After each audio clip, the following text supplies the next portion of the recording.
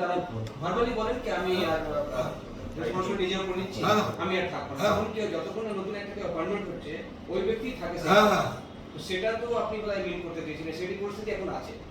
আমি তো সেটা বলেই দিয়েছিলাম। তারপরে প্রথম কথা হচ্ছে যে খাড়গে সাহেব সভাপতি হওয়ার পর বাকি এমনি সব অস্থায়ী হয়ে যায়।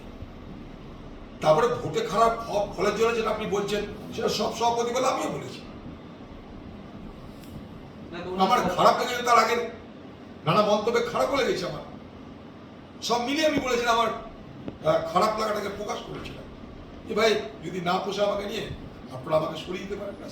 আমি তো পার্টির ভালো জায়গা বলতে পারবো, আমি কর্মী, পশ্চিমবঙ্গের কর্মীদের আমি অবস্থা জানি। পশ্চিমবঙ্গের কর্মীদের উপর অত্যাচার হচ্ছে, সন্ত্রাস হচ্ছে, তাদের বিভিন্নভাবে হিংসার শিকার হতে হচ্ছে।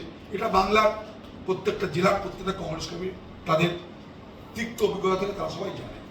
তা আমি কর্মীদের বলতে হবে, কর্মীদের বলতে গেলে আমাকে তৃণমূলের বিরুদ্ধে বলতেই হবে। তাই পশ্চিমবঙ্গে আমি রাজনীতি করতে গেলে তৃণমূলের বিরুদ্ধে বলতেই হবে।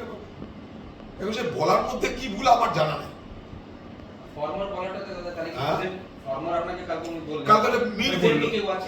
আমার জানা নেই ফরমাল বলা মানে তো হয়ে গেলাম। আমার মনে হয় পার্টি ঠিকঠাক করে গেছে, কালকে জাস্ট একটা র্যাটিফাই করানো আর কি, যে কাকে কি চাওয়ানো একটা মতামত হয়তো পার্টি মনে হয় ঠিক করে গেছে। আমি নিশ্চয়ই বিশ্বাস করি যে পার্টির ভালোর জন্য কিছু তারা চিন্তা করেছে, কিন্তু বিষয়টা যে যেভাবে শোরগোল পড়ে গেছে, মানে আমি খুব অস্বস্তিতে পড়ে গেছি। তার জন্য আমার মনে হলো যে একবার আপনার কাছে বিষয়টা পরিষ্কার করে দাও। দাদা এই প্রশ্ন একটা জিনিস জানা, মীর সাহেব তো হচ্ছে বাংলার পর্যবেক্ষক, তিনি তো আর দলের সভাপতি নন। আপনি প্রদেশ সভাপতি থাকবেন না অন্য কেউ থাকবেন সেটা ঠিক করবেন সভাপতি। আমাকে তো অবাক লাগলো। হ্যাঁ, তো মানে এটা কি তাহলে মীর সাহেব হঠাৎ নিজের মন্তব্য বলে মনে হচ্ছে না?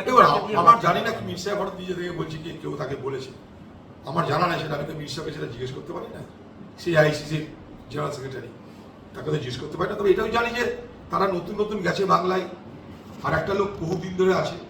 এরা দুজনে কোথায় কোথায় ঘুরে বেড়ায় জানি না। আমাকে ভোটের সময় কেউ ফোনও করেনি, কেউ জিজ্ঞেসও করেনি কি হচ্ছে না হচ্ছে। তারা তাদেরকে যাদেরকে মনে হয় তাদেরকে ডেকে নিয়ে এসছে, কিন্তু বহু লোক থেকে গেছে।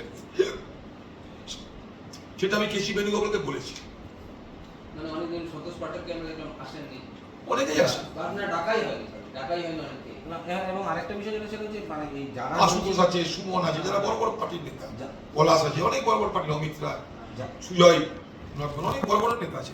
যারা এসেছেন তাদের মধ্যে একজনকে অন্তত দেখা গেল যিনি মানে যা খবর যে তিনি আপনাদের প্রদেশ কমিটির জিএস ছিলেন, রেজিগনেশন দিয়েছিলেন, তাকেও দেখা গেল এখানে। এবং আমরা তো অনেকে দেখলাম, কি করবার দেখা জিনিস দেখেছি, ওই নিয়ে আমার কোনো মন্তব্য নেই।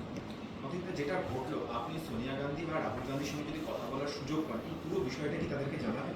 না, আমার জানানো তো প্রয়োজনে জানাবো। আমি আগেও বলেছি, এখনো বলছি,